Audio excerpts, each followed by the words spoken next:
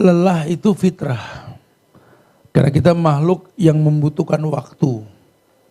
Dan dalam waktu tersebutlah manusia ini akan merasakan kelelahan. Kalau Allah kan bukan makhluk, Allah nggak butuh waktu. Kalau kita manusia butuh waktu, makanya Allah mengatakan wasta'inu bisobri wassalah. Kamu minta tolong deh dengan sabar dan sholat. Dan sabar itu melelahkan. Makanya Allah ajak orang sabar ini ya dengan syarat iman. Ya ayyuhalladzina amanu isbiru. Hai orang yang beriman sabarlah. Kenapa mesti beriman? Karena kalau nggak beriman kagak bakal bisa sabar. Sabar itu lelah dan sangat melelahkan gitu loh. Ya, jadi kalau memang betul-betul kita lelah karena memang basically sabar yang kita miliki bagus.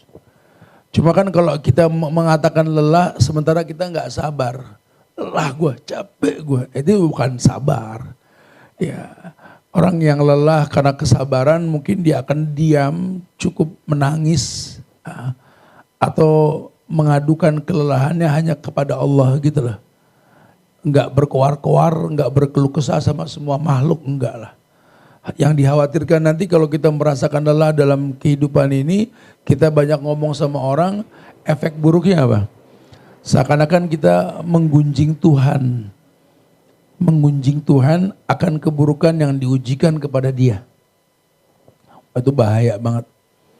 Ya Tuhan gak pernah zolim. Ya, Tuhan tahu kalau memang ujian ini melelahkan. Tapi bukan berarti kita menganggap kelelahan itu merupakan azab. Bukan.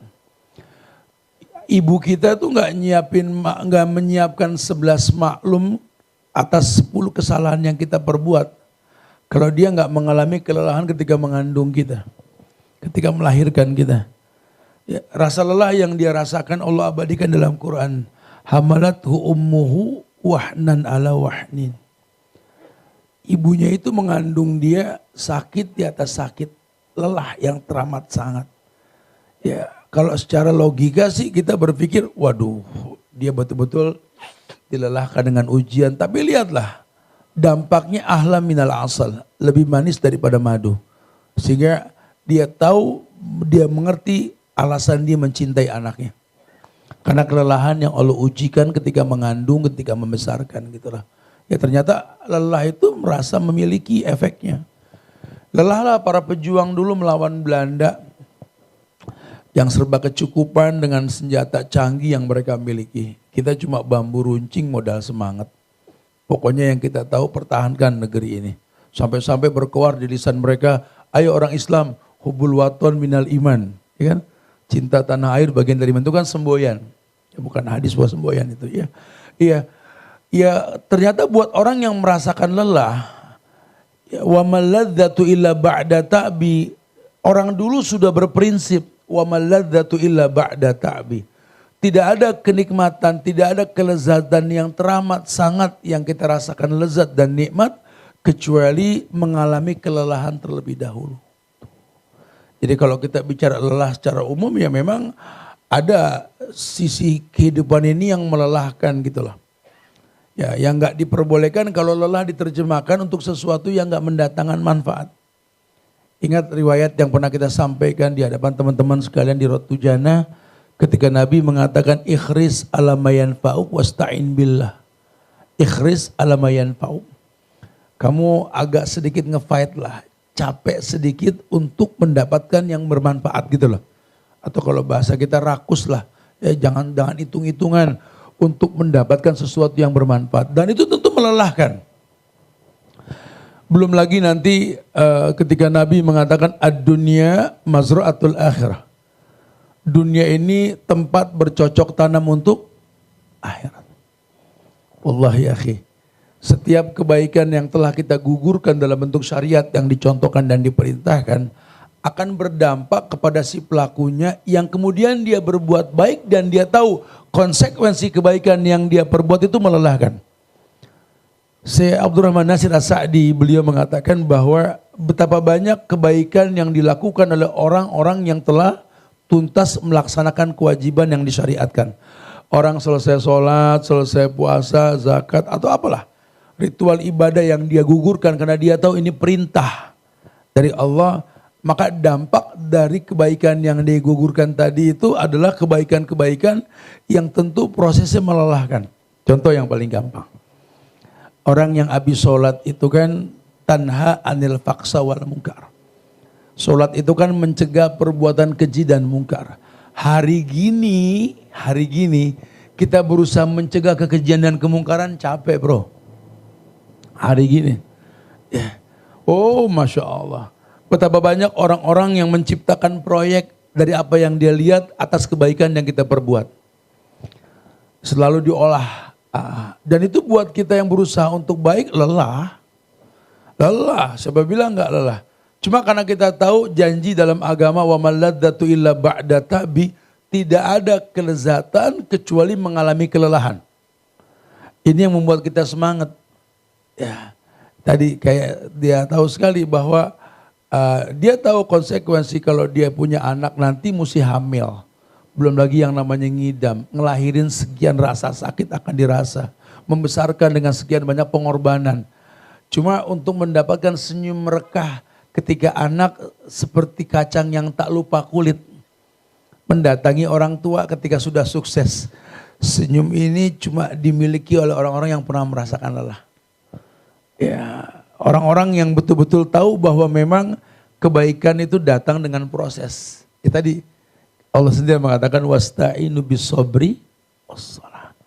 Kamu minta tolong dengan sabar dan sholat. Dan tentu sabar ini prosesnya melelahkan karena butuh waktu. Udah gitu ditambah kalau kamu sudah sabar, kalau bisa sholat jangan berhenti. Kenapa? Karena banyak orang yang di tengah kesabaran itu down, gak kuat. Mudah-mudahan kamu yang berusaha untuk sabar ya dengan waktu yang kamu gak tahu sampai kapan harus bersabar gitu ya. Kamu terproteksi oleh sholat itu.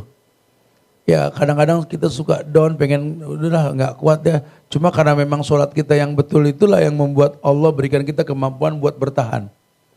Sehingga ayat mengatakan bahwa pertolongan Allah itu dekat. Inna nasrullahi qarib, gitulah.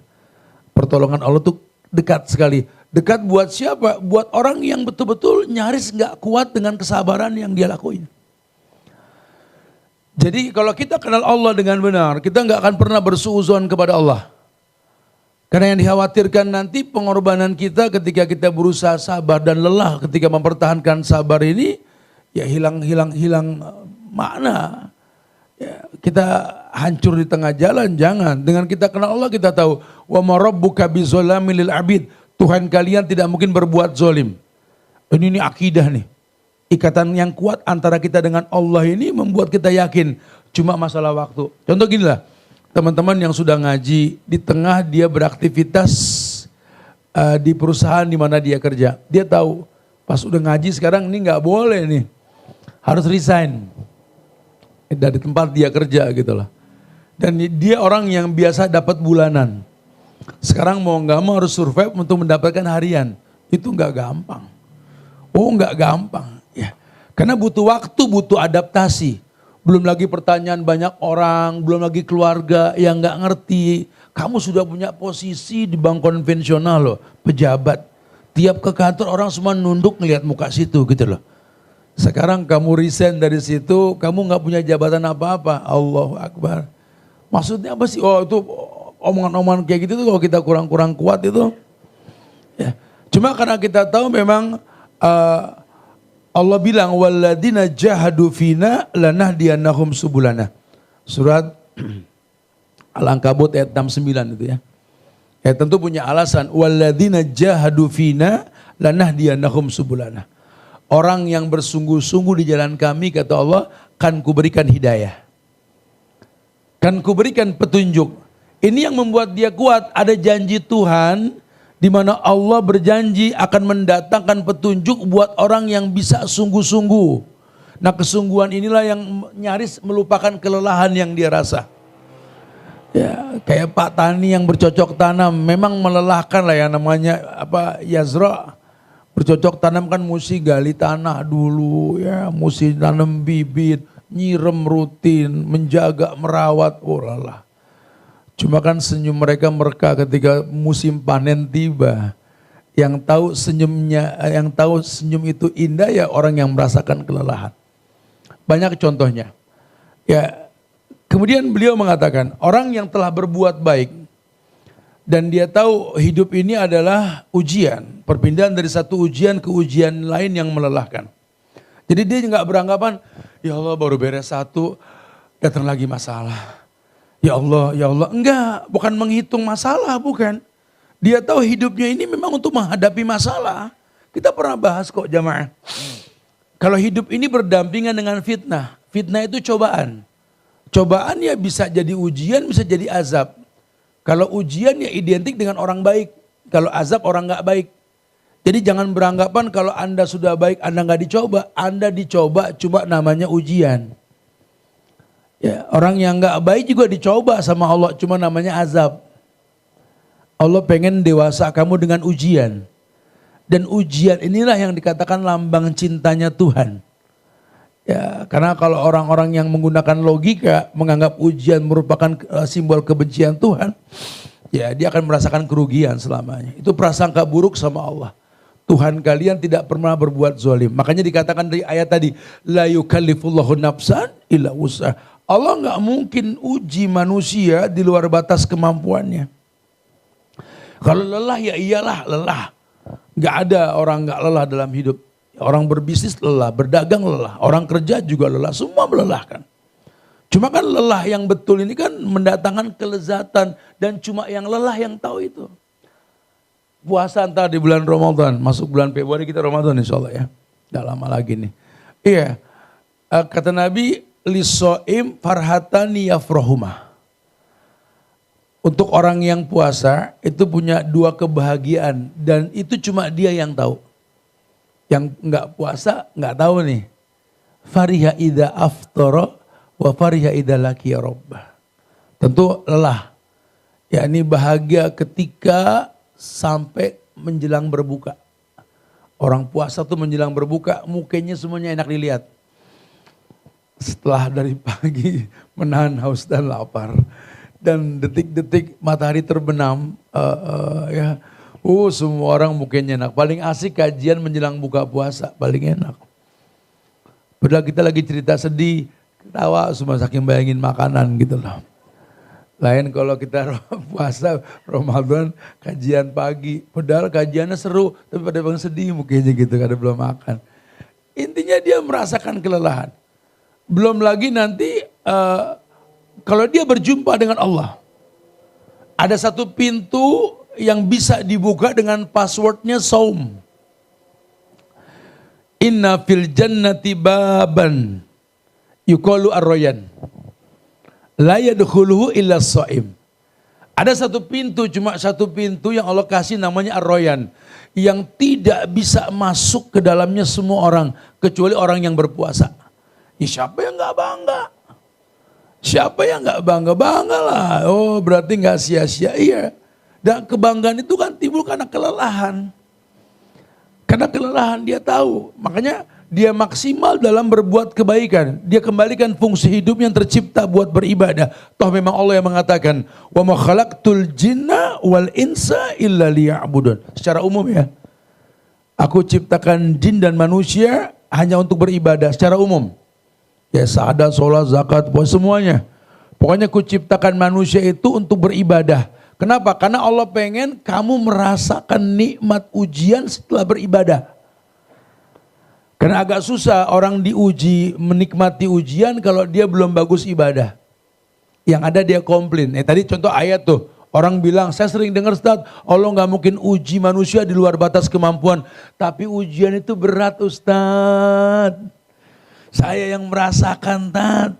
Antum mah cuma ngasih teori doang. Kata si Ustadz, lu mau tukeran pala seminggu gitu loh. Ente denger ceramah Ustadz asik, pulang mesem inget yang disampaikan. Ustadz sampai rumah deg-degan banyak dihujat netizen lagi. Belum selesai urusan ya, dan macam hal nantinya. Ya lihatlah. Orang yang betul dalam beribadah, dia akan merasakan stabilisasi iman dan amal soleh. Dan ternyata memang menstabilkan iman setelah dia menggugurkan kewajiban amal soleh itu, waduh bro, iman ini yazid wa yankus. Lelah loh, mempertahankannya nggak gampang. Memang teorinya yazidu bitwa wa yankusu bil maksiat. Pokoknya gini aja bro, iman lu naik dengan ketaatan, turun dengan kemaksiatan. Sesimpel itu kata-katanya. Prakteknya nggak bisa. Gimana kita mau berbuat taat lawan di lingkungan yang nggak taat, agak susah. Kita taat sendiri, dicie-ciein sama temen, cie lu doang cie, ngedrop kita. Hari gini orang berbuat baik, kayak uban di badan sapi hitam. Jarang dan kelihatan sekali. Sama orang dianeh-anehin. Kita kemas bahasa biar gampang. Kayak saya bikin video-video pendek dari kemarin ya. Saya cuma contohkan ya simbol-simbol anak muda. Karena basic kita orang biker ya. Saya suka ambil gambar-gambar motor dari sosial media untuk dijadikan bagian dari video tersebut gitu ya. Nah, kena deh banyak yang dengar, paham deh Ustaz, gini gitu lah. Kalau orang yang nggak demen, ria. Kena ain. Emang motor siapa? Kata gitu kan. Ya memang begitu. Makanya dibilang, kalau munaslayan tahi, kalau kita pengen berbuat baik, niatin lillah buat Allah bukan buat manusia. Jadi kalau lillah orang mencibir, qalu salaman. Dibawa asik aja. Ya, dibawa asik aja, kenapa? Qalu salaman. Lalu memang kita berbuat buat Allah bukan buat mereka. Alasannya apa? Kalau munaslayan tahi, omongan orang gak ada selesainya. Kita yang punya tujuan, kita yang punya niat. Dan niat di hati kita sendiri gitu loh. Dilalah nanti ada masalah yang orang buat ke kita, ya jangan terwarnai oleh mereka. Kalau kita karena Allah, kita punya masalah. Kalau mungkin Allah belum jawab yang kita pinta, jangan salahkan orang. Ini gara-gara dia Tuhan gak jawab. Gak ada begitu tuh flying victim bro, gak boleh. Ya, lalu memang antara kamu dengan Allah, kalau kamu belum merasakan nikmat yang kamu pinta di sisi Allah, harusnya islah diri. Sudah pernah kita sampaikan juga bahwa inna rajula la yuhramu rizqa bidzambin yusibuh. Kata Nabi, kalau nanti kamu merasakan tertunda apa yang kau inginkan di sisi Allah, ya jangan salahkan Tuhan. Maksiat yang kau rutinkan hilangkan. Karena terhalang seseorang dari rezekinya karena maksiat yang dia rutinkan. Jadi bukan Tuhan menunda dengan sengaja, kamu yang membuat alasan itu gitu loh. Maka Tuhan mengatakan zuharul fasadu fil bari wal bahar bima kasabat aydin nas. Nampak kerusakan di muka bumi ulah tangan manusia sendiri. Tuhan bilang fas'alu ahla dzikri in kuntum la ta'lamun. Kalau lagi capek punya masalah, tanya sama yang berilmu. Perempuan mau dilamar laki, jangan terus deg-degan main seneng aja. Seneng boleh ada yang ngelamar. Cuma ta'aruf dulu, tanya sama yang mau ngelamar supaya tahu akhlaknya bagaimana. Sifat khiyarnya ada enggak. Terus yang terpenting apa? Tanya sama orang yang mau ngelamar kamu. Akhi, antum punya teman ulama enggak? Gitu loh. Kok nanyain ulama sih? Iya. Punya teman ustadz atau orang yang bisa diajak ngobrol agama enggak? Itu penting banget loh. Apa hubungan dengan rumah tangga saat ini nyambung banget. Rumah tangga kan kayak bahtera yang enggak berjalan tanpa gelombang. Pasti ada prahara dong. Bohong orang kawin gak punya masalah, pasti punya masalah. Dan masalah butuh jawaban. Bahasa Tuhan tadi tanya sama yang berilmu kalau nyari jawaban. Kalau dia gak punya teman ulama atau rujukan hidup ulama atau gak punya orang-orang yang berilmu, ya guru-guru sendiri. Nanti kalau dia punya masalah dengan pasangan, itu bukan nanya orang yang berilmu, yang diajak ngobrol teman yang masalahnya mirip. Ngomong ini sambil mesen americano, double shoot ya. Duh, gue pusing sama bini gue ada. Lu baru sebentar, gue 5 tahun bini gue gila. Gitu katanya. Gak ada jawaban bro. Ente ngomongin masalah sama orang yang masalahnya mirip. Ujung-ujungnya selfie. 2 wanita bermasalah gitu ya. Atau gimana lah. Wallahi ya akhi, pentingnya kita punya teman orang yang berilmu. Karena dalilnya tadi pas alu ahla dzikri, tanya sama orang yang berilmu kalau kita nggak tahu. Kebayang coba. Iyalah lelah sekali, lelah tanpa ujung gitu loh. Tapi kalau kita tanya sama orang yang berilmu memang lelah cuma asik. Memang ada proses. Ya, kayak kita jelasin sama anak-anak kita, nak belajar nak, nggak apa-apa nak. Lebih baik lelah sekarang tapi senyum dia akan datang nak. Kita kasih semangat. Ayo nak, kamu jangan sampai takut untuk lelah nak. Ya, karena cuma orang yang merasakan manisnya masa depan buat orang yang merasakan lelah pada hari ini. Orang yang tidak berani lelah pada usia muda, dia akan merasakan kerugian di usia tua. Jelaskan, hidup ini melelahkan. Hidup ini seperti orang yang berakit-rakit ke hulu, berenang-renang ke tepian. Ayo nak, bersakit-sakit dahulu, bersenang-senang kemudian. Memang hidup ini melelahkan. Kamu harus tahu, kamu berbuat baik nak. Kalau orang yang sudah bagus ibadahnya, otomatis dia akan berusaha untuk belajar menyebut nikmat Allah yang Allah kasih sama dia. Dan itu nggak gampang. Itu nggak gampang. Ya, kenapa? Karena banyak orang yang ketika dia merasakan nikmat karena dia berusaha, dia melakukan sebuah usaha dan menghasilkan kenikmatan, dia menganggap wa ma utitu min ilmin indi, kayak perkataan Korun. Loh, ini kan karena saya nge-fight, kepandaian saya mengolah sehingga saya punya segalanya gitu ya. Terus sebut nikmat Allah, itu nggak gampang. Nggak gampang. Apalagi dia belum tahu hukum halal haram. Dia merasa lelah kemudian sukses. Disuruh mengingat bahwa sukses kamu ini cuma titipan Allah bukan karena kepandaian kamu. Nggak gampang nerima itu. Ya nggak gampang. Ya. Nah ketika dia suruh menerima bahwa semua yang dia miliki ini milik Allah, kebayang. Ya makanya orang-orang yang nggak kenal Allah tuh cenderung bakhil. Nggak nerima yang namanya zakat, sedekah itu penyebab akumulasi nilai. Ya, tapi kalau orang yang tahu bahwa memang penyebab akumulasi nilai ketika dia hilangkan lelah, berbagi nikmat dengan orang walaupun dia nggak merasakan lelah. Kita orang laki lah ya, kita nggak banyak berkata-kata lah. Kita berangkat pagi, pulang sore, banting tulang buat keluarga kita. Udahlah mereka nggak perlu tahu lah, kita dekat dengan maut tiap hari di jalan lah. Mereka nggak perlu melihat air mata kita jatuh dari sela-sela mata kita ini. Cukuplah kalian nanti senyum kami ketika pulang nanti. Gitu ya. Kami yang banting tulang berangkat pagi pulang sore tiap hari. Tapi kalau itu hitungan sepatu sama sendal banyakkan bini sama lakinya betul. Kita yang banting tulang tiap hari, Masya Allah, lelah, berdebu badan kita. Tetap yang kita butuh nggak banyak di kamar mandi. Cuma sabun, odol, sikat gigi sama sampo. Lihatlah orang rumah botolnya banyak, betul Masya Allah. Oke lah, nggak ada masalah gitu ya. Ya, kok nggak merasa lelah? Ya lelah, cuma kan laki nggak berkata-kata. Totalnya mati aja, blok pojokan itu. Ya.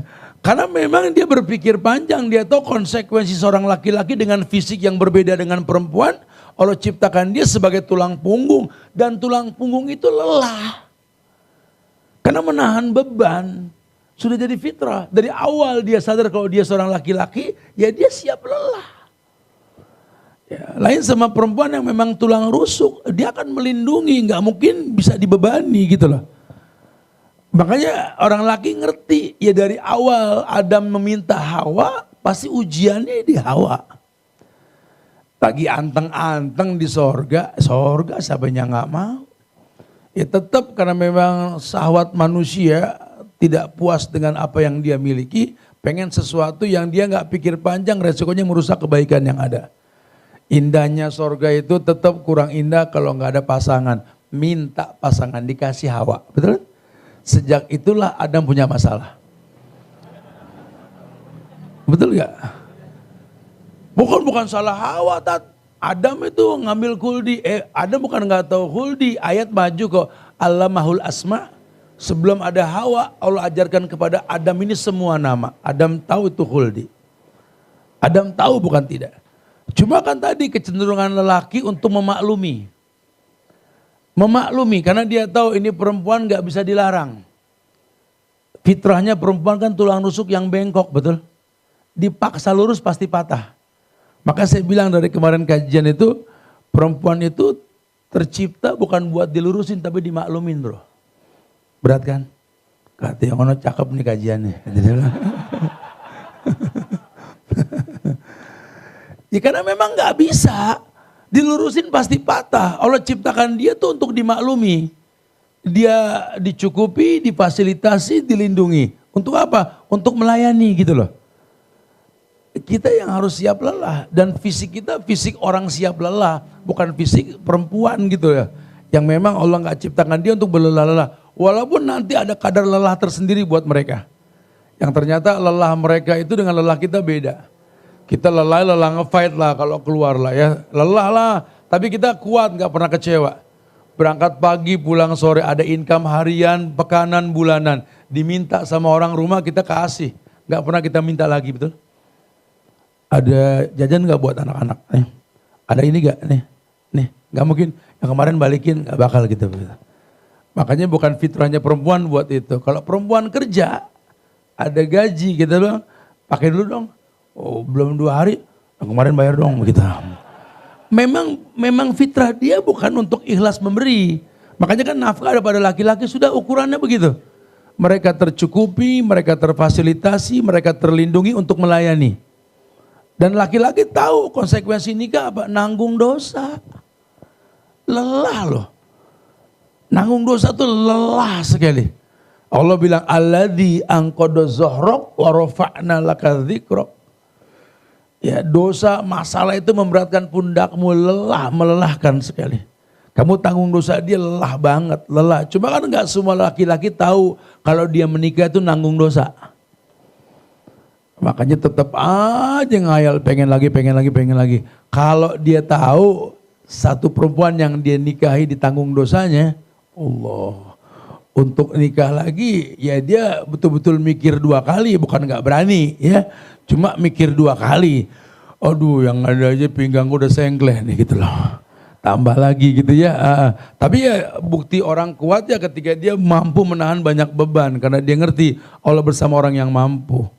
Al-mu'minul qawi, orang beriman yang kuat, ahabbu ilallah minal mu'minil dhaif. Orang beriman yang kuat lebih Allah cintai ketimbang orang beriman yang lemah. Dan dia tahu kalau lelahnya buat Allah, Allah selalu membackup. Innallaha ma'as sabirin. Maka Allah bilang, tenang, yang lelah dengan kesabaran, pokoknya Allah bersama orang yang sabar. Di sini dia nggak komplain, di sini dia nggak ngomong sampai kapan anak sabar, Ustaz. Enggak. Pokoknya dia maksimalkan kesabaran. Kenapa? Karena janji Tuhan tadi Allah bersama orang yang sabar. Gak usah kita ngomong cukup deh 3 hari aja gue sabar. Berarti cukup deh 3 hari aja gue sama Allah gitu. Salah. Ya. Berpalinglah, menghindarlah. Kalau bahasa sahabat, nafirru min qadarillah ila qadarillah. Kalau takdir ini melelahkan, berpalinglah. Ya, kepada takdir yang gak memberatkan. Itu pilihan hidup. Akal yang berfungsi nanti. Nah, ketika Adam diuji dan Adam merasakan lelah. Ya siapa yang gak lelah dari di sorga dibuang ke bumi coba. Nah, makanya Adam yang berdoa, Robbana zolamna anfusana wa in lam taghfir lana wa tarhamna lanakunanna minal khasirin. Itu doa Adam, bukan doa Hawa. Laki-laki tahulah konsekuensi memimpin rumah tangga. Seburuk apapun istrinya ya dia yang tanggung dosa lah. Perempuan harus tahu ya sebanyak apapun dosa laki-laki ketika dia berbuat dosa, kamu gak pernah nanggung dosa dia. Ya, jangan suka balas dendam, dia bisa, aku juga bisa, gak gitu. Karena satu dosa kamu dia yang tanggung, apalagi kalau banyak, lelah sekali. Ya, bukan berarti dilegalkan dosa buat laki-laki, bukan. Tenang, perempuan nikah, setengah agama sudah kamu miliki apa? Ditanggung dosa kamu. Seperempatnya lagi nafkah lahir batin. Tidak ada kewajiban perempuan kerja. Sifatnya mubah, boleh. Bukan sunnah, bukan wajib. 1/4 kamu sempurnakan agama kamu apa? Layani dia. Baktimu pada suamimu yang membuat kamu lelah. Baktimu sama dengan orang tuamu. Masya Allah. Ya. Lain sama laki-laki. Mau berapa kali kawin juga, orang tua nomor 1. Bakti kita ke orang tua. Dan muskilahnya apa bro? Kalau orang tua sudah meninggal, ke siapa kita berbakti? Gak ada. Ya, kita cuma bisa berbuat baik kepada orang tua yang sudah meninggal, ya menyambung silaturahmi dengan teman-teman orang tua kita, atau membuat sebuah prasasti hidup pahalanya buat mereka. Tapi kalau untuk berbakti seperti berbakti ketika hidup, nggak bisa. Ada mertua orang tua, cuma bukan orang tua kandung kita, beda. Kewajiban kita fardu kifayah. Maksudnya biar kalau anak kandungnya bisa menjaga dia, gugur hukum buat kita. Tapi kalau anak kandungnya nggak ada yang bisa open sama mertua kita yang sudah tua ini, kita pun mantu dosa kalau nggak ngerawat dia. Cuma sifatnya fardu kifayah. Tapi kalau orang tua kan nggak bisa, apalagi kita anak laki. Ya Rabb, Masya Allah. Dimana orang tua kita makin hari makin lemah, bukan makin kuat. Kedekatan kita sebagai laki-laki sama ibu kita yang sifat insting laki-laki kita melindungi, makin tua orang tua kita kan makin melelahkan. Ya, seakan-akan apa yang kita beri kurang saja, salah saja. Ya, perbuatan baik yang kita anggap sebagai tontonan buat hari tua, dia dianggap apa? Cibiran. Mah, aku pengen jalan-jalan sama istri. Alhamdulillah mah kita akur, nggak pernah ribut mah ya. Kita gandeng tangan istri kita. Ya mama, assalamualaikum gitu ya. Jangan antum pikir antum pemandangan indah buat dia, dia sedih. Kau gandeng tangan istrimu yang cantik, jari yang lentik kau genggam dengan jarimu yang kekar tersebut. Jalan kau menjauh, dia lihat tangannya. Ya Allah, udah berapa lama tangan ini nggak digandeng seperti itu. Cemburu dia. Ya, dan itu melelahkan. Maunya gimana sih mak? Kita ribut, mama pusing. Kita senang, mama cemburu. Maunya gimana? Dan itu melelahkan. Karena memang dunia ini ya tempat melelahkan. Baik kita berbuat kebaikan yang endingnya syukur atau mungkin gagal yang endingnya kita sabar. Wallahi dunia ini melelahkan. Disitulah setiap orang harus menstabilkan iman dengan membaguskan amal saleh. Yang Nabi katakan, innallaha yuhibbu ayar asran ni'matihi ala abdi. Salah satu yang paling Allah suka dari diri seorang hamba itu melihat bekas ibadah. Bekas ibadah yang betul dalam diri seseorang itu membuat dia bisa bertahan walaupun dia lelah karena Allah. Karena untayan kata yang sering dia baca di zikir pagi petang dia, inna sholati wa nusuki wa mahyaya wa mamati lillah, itu bukan ucapan kaleng-kaleng. Sesungguhnya sholatku, wow, yang namanya sholat itu nggak seringan kita ngomong, apalagi pekerja. Ya, hari gini kita mesti ngatur waktu antara jam kerja dengan jam sholat. Aduh, itu nggak main-main. Berat. Apalagi kalau kita sudah ketemu pulang kerja nanti. Urusan sholat asar ini antara on time, kemudian pulang kerja berdekatan waktunya. Sementara Tuhan bilang hafizu ala sholawat wa sholatil wusta, jaga sama kamu sholat kamu, yang khusus sholat asar itu. Apalagi nanti ada sholat kejepit yang namanya maghrib. Serba salah ini. Kita naik angkutan umum atau naik kendaraan sendiri kejebak macet, maghrib nggak kebagian. Kalau kita maghrib dulu pulang ke rumah anak keburu tidur. Aduh gimana ini ya, serba salah. Kita nggak kerja, nggak ada yang makan di rumah. Allahu Akbar. Kita pilih sholat dulu. Lalu tiap pulang ke rumah anak udah tidur. Jangan bilang lelaki itu senang di luar. Ya dia juga bisa menangis, cuma dia nggak pertontonkan tangisnya di hadapan perempuan. Sedih lah. Apalagi kalau itu anak-anak perempuan kita, betul? Wow. Ya, kita berangkat pagi kadang-kadang mereka belum bangun. Kalaupun mereka sudah bangun masih di kamar mandi, belum salim sama kita. Udah mesti jalan kita. Pulang malam mereka sudah tepar tewas tidur mereka, ya Rabb, Masya Allah. Gak berasa setahun, 5 tahun, 10 tahun jadi gadis cantik mau dilamar orang. Aduh, kita aja belum sempat meluk lamaan nih anak, udah pengen diambil orang. Itu perasaan sedih teramat sangat. Ya, cuma si pemilik gadis itu yang seperti itu. Masya Allah. Dan kita tahu nih orang yang deketin anak kita, kita sama-sama laki. Ya, gue tahu isi pala lo. Betul, subhanallah. Kebayang bro ya. Wah lelahnya Masya Allah ya. Jadi hidup ini melelahkan.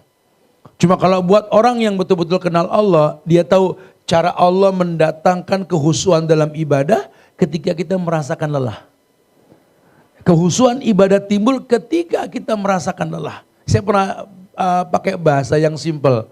Waktu kita belum merasa lelah ketika kita punya anak, kita masih menganggap pernikahan kita yang belum lama dibuahi anak oleh Allah ini sebagai hadiah pernikahan. Senang kita ngelihat anak ya. Rabbi habli minas shalihin. Tiap ngeliat anak, anak papa, Rabbi habli minas shalihin. Ini anak masih lucu ya. Belum ngegado hati kita, betul? Ntar nih anak tumbuh gede, nah. Ketika kita ajak ngobrol matanya ke layar handphone, dipanggil nggak nengok, teman manggil ngepot, ngeselin tuh. Tapi kan kalau kita ekspresikan dalam doa kita ke mereka kan jelas berbeda caranya kan. Yang dulu cuma Robbi habli minas solihin, sekarang Robbi habli minas solihin ya Allah. Minas solihin, minas solihin. Lihat lelah tapi khusyuk gitu loh. Ayat yang bilang antakhsha'a qulubuhum li dzikrillah. Ini orang bisa khusyuk sama Allah ketika dia merasakan lelah mengingat Allah. Ya bukan dia bersuuzon, bukan. Dia menanti jawaban Tuhan, itu melelahkan. Mata nasrullah, sampai kapan pertolongan Allah? Ala inna nasrullahi qarib. Katakan malaikat kepada mereka, pertolongan Allah itu dekat. Innal ladzina qalu rabbunallah summa istaqamu. Orang yang mengatakan rabbunallah, dia pakai bahasa rabbunallah. Kenapa? Karena Allah ciptakan dia dengan proses dan itu melelahkan. Orang yang mengatakan Allah itu Rabb yang menciptakan dirinya dengan proses yang lelah yang dia rasa. Sumastaqamu. Kemudian dia beristiqomah karena dia tahu tetap endingnya asik walaupun melelahkan. Kata Allah, tatanazzalu alaihimul malaikah. Malaikat turun. Tolong hibur mereka. Letakkan dalam dada mereka tidak ada rasa takut. Dikatakan alla takhafu. Hiburan. Wala tahzanu. Jangan sedih karena lelah. Wa absirhum bil jannati allati kuntum tu'adun.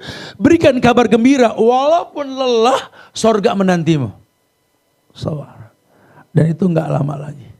Dan ternyata betul Nabi merespon ngelihat orang soleh yang dilelahkan oleh fitnah dunia. Mayit yang diusung dalam pundak orang yang mengantar ke lubang kubur. Beliau mengatakan mustarih. Ini orang lelah yang Allah istirahatkan dari penatnya dunia. Kematiannya jadi indah. Dan ternyata dia butuh kematian karena hidup ini melelahkan. Lain sama orang yang mungkin gak merasa lelah. Tapi dunia lelah dari dia. Ya, oh ini orang sukses kaya, duitnya banyak. Cuma kerjanya nipu sama korupsi. Wa mustaru anhu. Allah wafatkan dia supaya bumi istirahat dari dia. Karena ini orang melelahkan. Nah, kita gak pengen yang kayak begitu. Kita pengen yang pertama. Jadi jangan khawatir. Ketika kita tahu memang hidup ini melelahkan, hidup ini ada tempat bercocok tanam untuk akhirat, ya kita berhusnuzon kepada Allah. Sebagaimana dikatakan sama orang-orang soleh tadi, wa malladzatu illa ba'da tabi. Tidak ada yang namanya kelezatan kecuali mengalami kelelahan terlebih dahulu. Cuma orang yang pernah merasakan kehilangan dan kesedihan, bahagia ketika berjumpa dengan barang yang dia hilang. Sampai diamsalkan dalam sebuah riwayat bahwa kebahagiaan Allah melihat kamu memohon ampun mengembalikan semua masalah ke Allah seperti bahagianya orang yang kehilangan hewan tunggangan dengan bawaannya, kemudian hewan datang kembali. Itulah kebahagiaan gitu loh. Ya. Jadi nggak usah khawatir bro. Yang namanya hidup melelahkan ini bukan terus kita merasa seakan-akan memang Allah benci dengan kita untuk hidup bahagia, tidak. Dekatkan diri kita sama Allah. Ya, Allah pencipta yang tak membutuhkan waktu. Allah enggak pernah lelah untuk memaklumi manusia. Yas'aluhu man fis samawati wal ard kullu yaumin huwa fi sya'nin fa bi ayyi ala'i rabbikuma tukadziban. Setiap hari Allah lelah, Allah sibuk kalau bahasa kita, gitu ya. Padahal Allah enggak pernah lelah. Kenapa? Karena yang di langit, yang di bumi minta sama Allah. Yas'aluhu man fis samawati wal ard kulla yaumin huwa fi sya'nin. Setiap hari Allah fi sya'nin. Allah sibuk menanggapi permintaan semua makhluk. Kalau kita lelah, Allah enggak pernah lelah. Ya, Allah contohkan gitu. Kalau kalian pasti lelah, lihat Allah. Bahkan Allah selalu membentangkan tangannya untuk menyiapkan maaf di siang hari buat orang yang berdosa di malam hari. Di malam hari Allah bentangkan tangannya menyiapkan maklum ampunan buat orang yang berdosa di siang hari. Begitulah Allah. Makanya Nabi mengatakan ampunan Allah lebih besar ketimbang dosa yang kalian lakukan. Ini harusnya jadi pelajaran buat kita. Makanya ya kalau kita sudah mulai merasa down lelah, ya istirja lah bro. Istirja itu balikin ke Allah. Inna lillahi wa inna ilaihi raji'un. Atau katakan la haula wala quwata illa billah.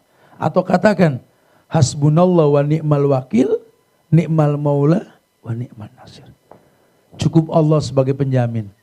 Ya, Ni'mal maula, nikmat yang utama, ni'man nasir, nikmat petunjuk dari Allah.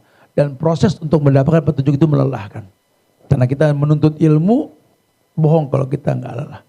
Di situ kita punya formula yang namanya khirsun, kemauan yang kuat untuk siap menghadapi kelelahan dalam rangka merubah kehidupan lebih baik ke depan. Nge-fight kita. Ya, tentu caranya macam-macam nanti.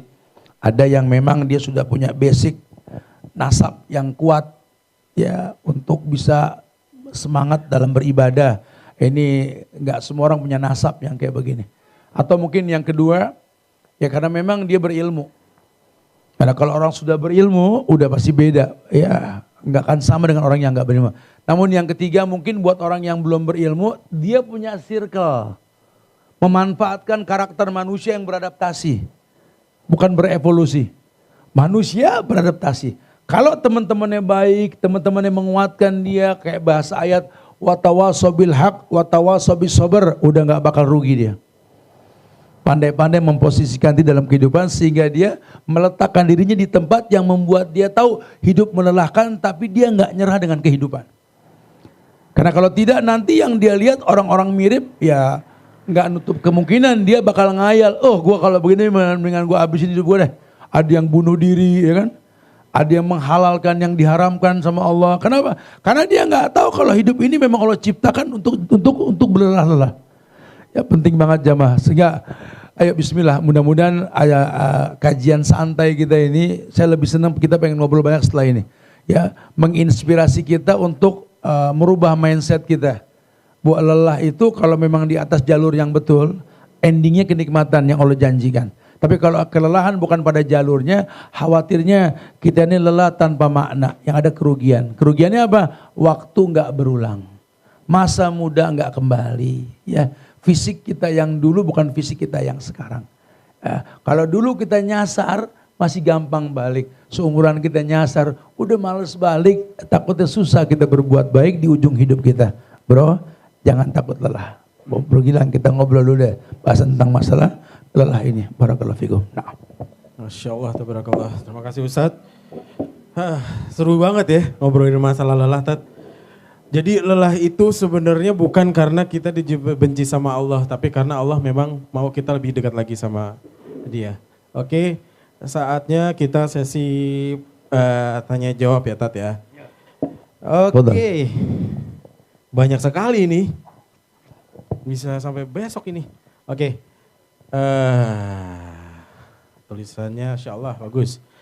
Assalamualaikum Ustadz. Waalaikumsalam warahmatullahi wabarakatuh. Ustadz, saya lelah dan capek. Hidup ekonomi begini aja. Makin hari hati makin capek, Tat. Saya kayak ini, Tat ya. Kayak drama radio saya. Lelah dan sampai akhirnya saya pernah minum obat Ustadz dari puskesmas sampai 10 tablet. Tapi qadarullah saya masih hidup dan dirawat 2 hari. Capek tak tinggal di rumah, mertua ikut campur dan toksik. Capek punya suami tidak menghargai istrinya, Tat. Sakit hati saya, Tat. Di depan banyak orang pun saya suka dibentak. Solusi dong Ustadz agar hati dan pikiran saya nggak cepat lelah. Saya capek banget, Tat. 8 tahun menikah belum dikaruniai anak. Mohon solusinya atau sarannya Ustadz ke saya. Oke. Wassalamualaikum, Tat. Ya, intinya ini korban ketidaktahuan dan dia tidak mau bertanya. Ini kayak kita ngomongin buah yang nggak bagus bentuknya karena nanam yang salah. Ya, berbuah sih berbuah pohon, cuma kan hasilnya nggak maksimal. Ya perempuan pasti nikah, laki juga pasti ngawinin perempuan. Cuma kan endingnya buruk pasti kalau kita nggak pakai ilmu, betul. Sebenarnya gini, kalau memang kamu terikat dengan lelaki yang membuat kamu lelah ini, ya, mertua yang membuat kamu lelah, rutinitas yang membuat kamu lelah. Kamu berilmu sebelum itu kamu lakukan, ukurannya apa? Benci dan cinta karena Allah. Sehingga kalau hubungan kamu dengan Allah sudah rusak, gara-gara hubungan kamu dengan suami dan mertua, ya tolong duluin hubungan dengan Allah. Perempuan bisa ngambil sikap. Ya banyak kok di zaman Rasul dulu ketika perempuan merasa lelah hubungan dengan Tuhan terganggu, Karena salah mencintai, ya, salah memaklumi, datang ke Rasul minta dipisahkan. Nabi pisahkan mereka. Dengan alasan karena memang ukuran ibadahnya terganggu karena itu gitu loh. Sampai-sampai seukuran Zainab binti Jahsy, istrinya Zaid, anak angkat Rasul bin Haris, ya Zaid bin Haris ya. Itu minta sama Nabi untuk dipisahkan dari Zaid. Yang nanti pas pisah Nabi nikahin si Zainab ini gitu lah ya. Nabi tanya kenapa? Zaid orang baik, anak angkat Rasul, bohong kalau nggak baik ya. Bahkan riwayat mengatakan beliau calon penghuni sorga nih, Masya Allah. Apa yang membuat kamu nih minta cerai dari Zaid? Kata Zainab, saya manusia, saya nggak bisa berbakti. Kenapa? Karena memang saya nggak suka. Zaid jelek. Zaid jelek. Dan dia jujur segitunya gitu loh. Sehingga dia lebih baik dia ngomong karena nggak mau pura-pura dalam cinta. Ini yang hari gini jarang orang paham ini. Mendingan pura-pura ridho, pura-pura rela. Hidup ini bukan pura-pura. Jangan pura-pura dalam semua hal. Apalagi kalau sudah ikatannya urusan sama Allah. Sholat jangan pura-pura, nikah jangan pura-pura, cerai jangan pura-pura, berbuat baik. Semua nggak ada kepura-puraan. Itu sifat munafik. Suka bilang suka, enggak bilang enggak. Lalu dikasih mukodimah kok ta'aruf untuk cari tahu dulu. Ya dulu memang Nabi nikahin karena memang Nabi suruh dia nikah. Berjalannya waktu ini terganggu hubungan dia dengan Allah. Kenapa? Karena ada sesuatu yang dia nggak suka. Lihat. Kejujuran orang-orang dulu ketika dia pengen menjalani hidup untuk tidak lelah tanpa arti gitu loh. Ya, ini satu bukti, belum lagi nanti yang lainnya. Ya, di mana Asma dengan Zubair yang bercerai di usia tuanya. Karena mereka tahu ujung-ujungnya banyak ritual agama yang terganggu karena perbedaan mereka di hari tua. Mereka berpisah. Tapi perpisahan mereka itu nggak menghancurkan hubungan anak dengan orang tua. Tetap 4 anak Asma semua mati syahid dari dagingnya Zubair bin Awam. Gitu ya. Kalau kita kan nggak, kalau sudah bicara perpisahan udah saling ngeburuk-burukin di antara bekas pasangan. Yang sering jadi korban ayah. Nyaris kalau perpisahan hidup pasti banyakkan anak jauh dari ayahnya. Karena provokasi, kekecewaan yang tak bisa diredam. Ya kalau ayah lebih berusaha untuk menjaga itu. Walaupun tetap ada ayah juga yang memprovokasi anak untuk membenci ibunya lah. Orang yang dewasa tahu itu. Jadi jangan pura-pura. Sampai-sampai orang lagi mau sholat aja nahan buang hajat, buang air kecil maupun besar. Jangan pura-pura kuat gitu loh. Keluarin aja dulu. Makan begitu. Ya kalau makan sudah dihidangkan, azan isya dikumandangkan. Makan dulu. Udah nggak usah diet-diet, itu kan malam isya. Kata Nabi makan dulu, makan. Makanya aneh kalau orang bilang makan malam nggak boleh, Nabi nyuruh makan malam. Aneh sekali gitu ya. Hari gini kita nih ngikutin sosial media, nggak ngikutin peradaban yang hak gitu loh. Dalam agama kita yang nggak boleh sering makan gitu loh. Mau makan jam berapapun kalau butuh silakan. Jadi jangan dilarang-larang. Agama ini ya Rabb Masya Allah. Alamakum nabikum kulla syihatal khira'ah. Intinya jangan pura-pura. Enak bilang enak, enggak bilang enggak. Cuma dikemas bahasa untuk gak nyakitin orang yang ketika kita jujur itu aja sih. Barakallah. Nah. Oke, terima kasih Ustadz. Semoga puas ya. Tadi ini kakak yang bertanya tentang kelelahan. Tapi memang yang judulnya lelah ya nanya pasti tentang lelah lah ya. Gimana sih Gilang? Iya nih kacau. Oke, next. Assalamualaikum warahmatullahi wabarakatuh. Waalaikumsalam warahmatullahi wabarakatuh. Nah. Oke, Ustadz, saya terdiagnosa kanker payudara Desember 2024. Iya. Sampai sekarang masih treatment pengobatan. Iya. Sudah 10 bulan lebih sih. Terasa lelah dan capek. Mohon banget tipsnya Ustadz agar saya selalu semangat. Ya. Selama 30 hari terakhir ini harus ke rumah sakit tiap hari. Apakah sakit saya ini karena Allah cinta atau hukum saya? Terima kasih Ustadz. Agak beda sih penyakitnya, cuma lelahnya mirip kayaknya deh. Dulu zaman Nabi ada perempuan budak hitam, ya perempuan budak hitam yang dia lelah dengan penyakit epilepsi, penyakit ayan. Kebayang tuh orang kalau udah ayan kan capek kan. Wah berbusa, kejet-kejet dan terbuka aurat di depan umum. Lagi gitu gak sadar. Datanglah dia ke Rasul. Dia tanya, ya Rasulullah, aku punya penyakit epilepsi. Ayan. Berdoalah kepada Allah agar Allah angkat penyakitku. Kata Nabi, kau datang ke orang yang benar. Kalau aku berdoa, hilanglah sakitmu. Izin Allah. Cuma asal kamu tahu hikmah di balik sakit ini.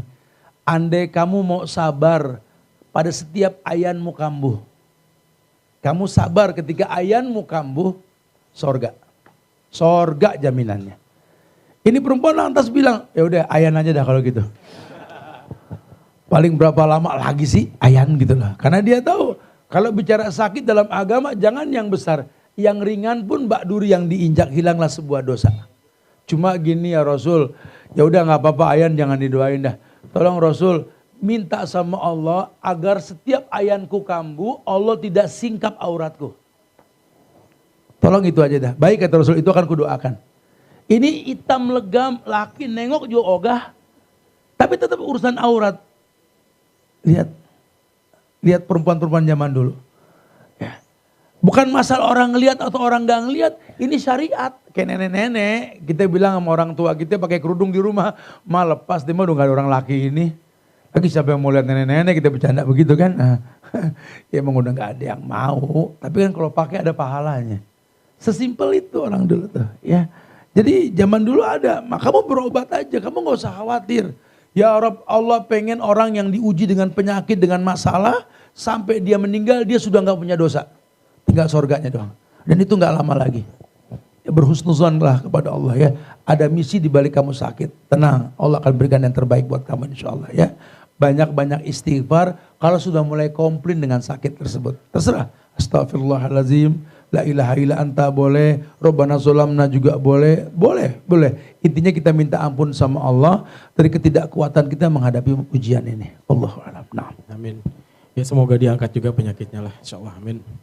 Oke, buat teman-teman yang mungkin tadi ada yang mau nanya silahkan kasih aja ke panitia. Nah buat teman-teman yang mungkin pertanyaannya juga belum dijawab nanti akan kita coba masukin ke dalam podcastnya Ustadz.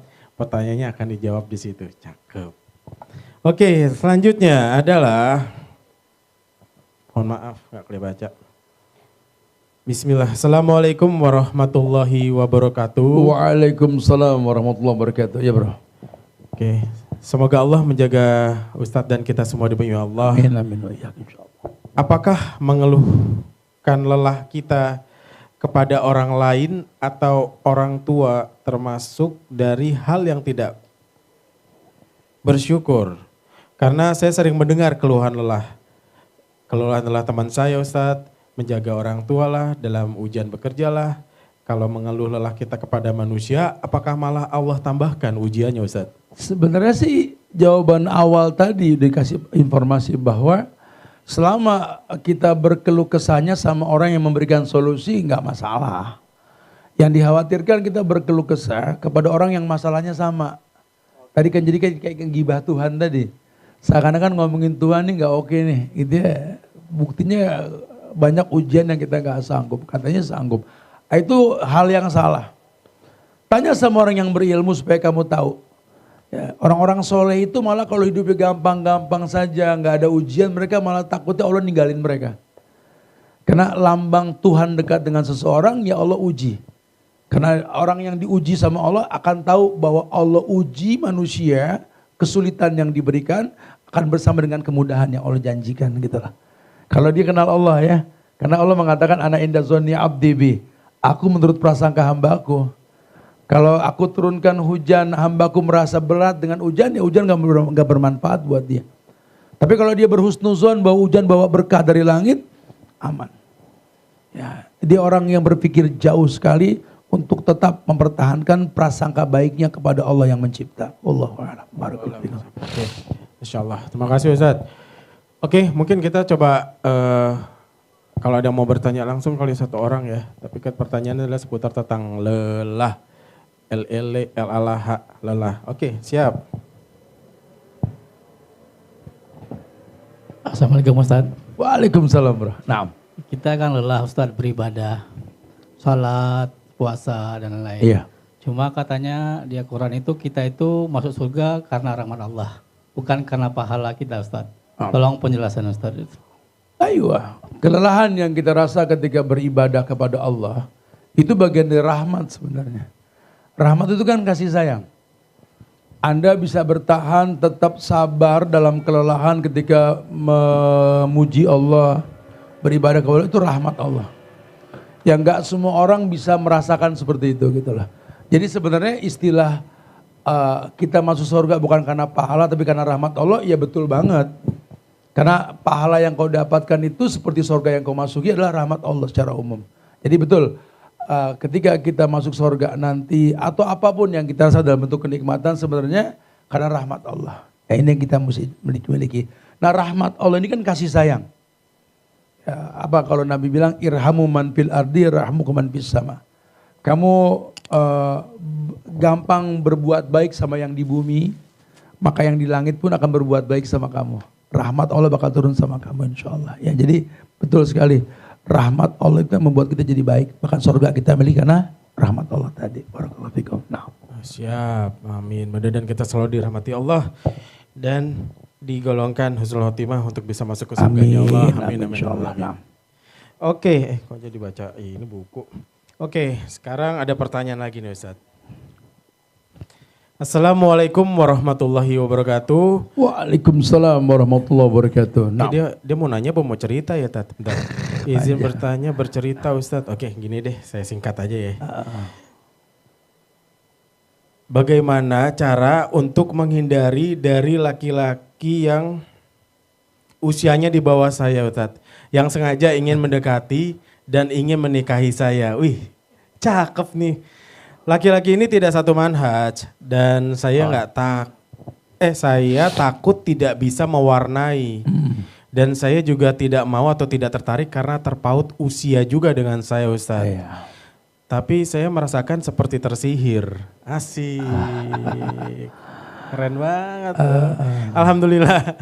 Doa zikir pagi petang insya Allah gak lupa dibaca Ustaz.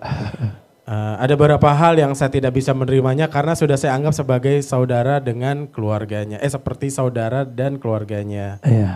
Apa sih Ustaz yang harus saya lakukan dengan sikap laki-laki tersebut yang sering WA? Kalau nggak dibalas dia ngancem mau ke rumah. Ngancem ke rumah. Oke. Mohon nasihat dan apa yang harus saya lakukan ya Ustaz? Jazakallahu khairan. Dia demen nih cuma pura padahal. Iya benar. Gila aku dia tuh. Ada apa sih dengan pertautan usia gitu kan? Kalau tujuan kita nikah memperbanyak umat, usia bukan halangan harusnya.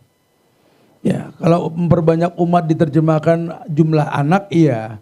Strateginya cari perempuan yang lebih jauh usianya dari kita, lebih muda untuk siap menjadi ibu buat anak-anak kita. Ya. Tapi kalau memang mindset pernikahannya nggak ke sana, tujuannya memperbanyak umat dalam tanda kutip bahwa saya pengen nikah sama perempuan agar saya jadi suami yang baik. Atau seperti perempuan pengen nikah dengan laki-laki mau lebih tua atau lebih muda pengen jadi istri yang baik, nggak ada masalah. Bahkan kalau seandainya dijadikan sebagai sunnah yang ditegaskan, bukankah Rasul kita, Nabi kita Muhammad nikah dengan yang lebih tua? Gitu ya. Tapi bukan berarti menjadi sebuah sunnah yang ditekankan, bukan. Karena psikologis. Ya Rasul tidak memiliki ibu, tidak memiliki perempuan yang dianggap sebagai orang yang mengayomi dirinya gitu ya. Sehingga kalau kecenderungan dengan perempuan yang lebih tua ya malis, gak ada masalah juga. Yang dia pikirkan manfaat. Karena pada akhirnya nanti rumah tangga bukan muda atau tua, dewasa. Kadang-kadang yang muda malah lebih dewasa ketimbang yang tua atau sebaliknya gitulah. Ya ada orang yang berpikir dalam berhubungan itu bagaimana dia bermanfaat buat orang yang ada ikatan dengan dia. Tapi ya ada juga yang berpikir bagaimana dia bisa mengambil manfaat dari orang yang dia ikat itu gitu loh. Itu kembali ke tujuannya. Makanya kamu luruskan niat deh. Kamu punya misi gak dengan berumah tangga? Kalau kamu punya misi ya coba. Kira-kira dengan orang ini bagaimana ta'aruf. Kalau di dalam ta'aruf gak ada prospek ya ambil keputusan. Enggak dia suka ngancem, suka ke rumah, ya tinggal pergi doang susah amat gitu ya. Pakai ngadu gitu aja ya. Tinggal siapin es teh manis doang aja. Ah. Bayar ya, kasih ini nih, kasih bon. Gitu doang. Iya kan artinya itu kan cuma apa ya gaya lelaki aja supaya ada obrolan ya. Ya kamu nggak usah khawatir, ya tinggal teriakin kalau dimaksa masuk ya kan. Nah, intinya sudahlah, kamu lihat kira-kira kamu bermanfaat gak buat dia? Atau sebaliknya, yakin gak kamu bisa mengambil manfaat dari dia? Kalau bisa sih bismillah. Usia bukan masalah. Kecuali kalau kamu memang nggak bisa respect sama yang lebih muda, ya jangan dipaksakan juga ya. Pernikahannya nggak baik nanti kalau begitu. Wallahu a'lam bishawab. Oke. Berarti si Fulan ini memang Fulan. Jadi si perempuan ini memang kalau dia tidak suka bilang aja kali ya Tat ya. Langsung ya Tat ya. Orang nggak suka sama orang suka. Riwayat Imam Bukhari Nabi mengatakan, "Idza ahaba ahadukum ahahu falyu'lim annahu yuhibbu." Rawahu Bukhari. Ini laki perempuan sama nih. Kalau seseorang menyukai seseorang, ya, tolong informasikan kalau kamu suka dia. Jangan dipendem. Gimana dia mau tahu lu suka dia, lu diem aja kan gitu. Iya benar. Kadang-kadang perempuan lebih dewasa, laki kadang-kadang bayi bongsor, kelihatannya aja dewasa, nggak paham-paham gitu. Iya benar. Benar lagi. Bukan nembak transfer, gue demen, nggak gitu. Kayak Nabi sama Khadijah, kan Maisaro yang maju. Oh. Pegawainya Khadijah, lu bilang udah sama Muhammad gue demen gitu kan. Ya Maisaro ngemas kata, seandainya ada perempuan yang siap untuk menjadi hambamu di muka bumi, andai kau Tuhan untuknya gimana? Ya bukan main. Maka diinformasikan tentang perempuan ini namanya Khadijah. Rasul baru tahu, oh dia demen gitu loh. Hari gini kan pada nyimpen di hati, cuma kalau lewat mesem-mesem doang. Kagak paham, ya sudah ngomong. Boleh laki begitu. Atau sebalik kalau kita nggak suka bilang, jangan digantung. Udah tahu kita nggak demen malah kita porotin mulu, ya makin kegeeran dia. Kesian lah ya Allah. Kalau zaman dulu orang laki kalau mau pacaran kan nembak ya Tat. Kalau zaman sekarang namanya confess. Confess. Yeah. Maka nyihir. Tapi ini kalau dari tadi obrolan tadi Tat ya, si pertanyaannya ini memang dia sebenarnya sudah kayak menganggap sebagai adik atau sebagai keluarga sendiri. Seharusnya sudah aman ya Tat ya. Iya, harusnya sudah aman. Dan mungkin lakinya ini memang suka yang sudah senior atau sudah berpengalaman kali ya. Nah si kakak ini sebetulnya sudah berpengalaman nih, makanya pengen belajar kali. Dia terima aja, susah kali nyari cowok yang bener. Apa ya? Lagi yang tua-tua banyak ini. Oh iya bener, katanya mau nyari yang tua. Iya bener. Bener. Oke. Ini demen banget nih kayak gini. Oke, sekarang kita lanjutin Tat ya, ada pertanyaan. Oh, mungkin pertanyaan satu buat yang pertanyaan langsung dari pihak dari ada. Sisters apa? Ada. Fadal. Boleh. Kita bertanya seputar lelah. Maaf, di situ. Oke, siap. Assalamualaikum warahmatullahi wabarakatuh. Waalaikumsalam warahmatullahi ya bro. Ini ada hubungannya juga dengan lelah kan. Saya sebenarnya tiba-tiba dalam 3 bulan terakhir banyak masalah ya. Iya. Saya nggak tahu harus memperbaiki dari mana. Dan kalau misalnya saya ada masalah yang begitu besar, biasanya saya lari ke agama gitu kan. Saya mencari mana yang paling benar, mana yang paling cocok buat saya gitu. Ya saya ini kesini dalam arah ikhtiar juga kan. Tapi ya problem terbesar saya sih pekerjaan sih. Karena saya ketika di pekerjaan saya sakit gitu kan. Saya sampai udah 3 bulan, hampir 2 bulan ini pengobatan. Saya sebenarnya kalau misalnya dalam logika saya masih kayak gak cocok buat di pekerjaan itu. Tapi hati saya tuh selalu bilang kembali gitu. Kalau hati saya oke, saya pengen kembali ke pekerjaan. Nah dalam ikhtiar istikharah ini saya perlu poin ketiga, poin dari spiritual dari Allah Subhanahu wa taala gitu. Nah itu poin ikhtiar saya sampai saat ini belum ketemu. Gimana cara dapetinnya Ustadz? Makasih. Barakallah, na'am. Nggak tahu antum suka kerja sama orang atau menjadikan orang pekerja antum gitu loh. Karena ada orang yang senang jadi ekor kakap, gede tapi buntut bro. Tapi ada juga orang senang kecil kepala teri, biar kecil gue usaha sendiri gitu lah. Tinggal tergantung ente mau yang mana. Kalau saran ana sih karena memang banyak hal yang mungkin ente nggak kuat ketika bersama orang, kenapa nggak berusaha untuk survive gitu lah, bertahan. Ini Indonesia bro, ya, tambang di bawah bumi sama di atas bumi nggak ada yang susah. Cuma mungkin kita belum punya ilmu buat mengelola gitu lah. Saran ana sih ya coba belajar lagi, perdalam lagi sama orang-orang yang bisa bertahan untuk bisa lebih maju mandiri gitu loh ketimbang dia kerja. Karena kalau kita kerja sama orang kan kita masuk dalam aturan main pekerjaan yang kita buat akad dengan dia. Ini berat ketika kita nggak cocok mau nggak mau lelah dan itu batin, ente lemah bisa sakit. Tapi kalau ente yang ngatur sendiri itu pekerjaan, ya ente yang tahu kapan berhenti, kapan mulai gitu lah. Kalau saran ana sih punya skill lah, punya kebisaan kelola. Ini Indonesia bro, kita ngelempar biji aja bisa numbuh pohon. Beli kacang hijau lupa bawa masuk, kena hujan besok jadi toge. Di negeri subur banget gitu loh. Ya apa yang nggak bisa? Aspalnya pun bisa bikin batang kabuk numbuh daun. Subhanallah. Ini negeri Masya Allah. Cuma tadi karena kita nggak bisa ngelola, kita dianggap seperti ayam mati di lumbung. Bukan nggak ada makanan, ada padi, cuma nggak bisa masak nasi. Itu masalah kita. Negeri subur jadi silverman. Subhanallah. Negeri subur malah ngamen kan, jadi kita nggak mudeng gitu kan. Akhirnya negara luar yang ngolah negeri kita. Karena kita berpikirnya bekerja. Dan buruknya kita nih para pelajar di akhir-akhir zaman ini apa? Berpikir kalau sekolah itu buat nyari kerja. Seburuk-buruk pelajar itu. Ya, harusnya kalau dia sekolah untuk menciptakan pekerjaan itu jiwa leadernya keluar. Kayaknya antum mesti bergaul sama orang-orang yang seperti ini nih. Supaya antum nih oh iya ada semangat gitu ya. Karena yang dikhawatirkan kalau terbiasa kerja sementara antum yang ngerasain kan. Sedikit permasalahan, sedikit antum bisa down. Mungkin gak cocok dengan yang antum inginkan. Kesannya terpaksa itu melelahkan bro. Kita kerja di tempat yang kita gak nyaman tuh melelahkan. Ya sama dengan kita berumah tangga. Kalau bukan karena kewajiban tuh melelahkan sekali. Makanya supaya kita gak lelah dalam berumah tangga. Ya jadikan itu sebagai kewajiban bukan pekerjaan. Gitu ya. Saran ana sih. Antum kayaknya suksesnya nih kalau antum wira swasta. Pelan-pelan, nggak bisa maksimal teman, endingnya baik nanti insya Allah. Barakallahu fikum ya, Masya Allah. Terima kasih Ustadz. Assalamualaikum warahmatullahi wabarakatuh. Waalaikumsalam warahmatullahi wabarakatuh. Ya, semoga dilancarkan semuanya ya. Amin. Si amin. adik kita yang satu ini.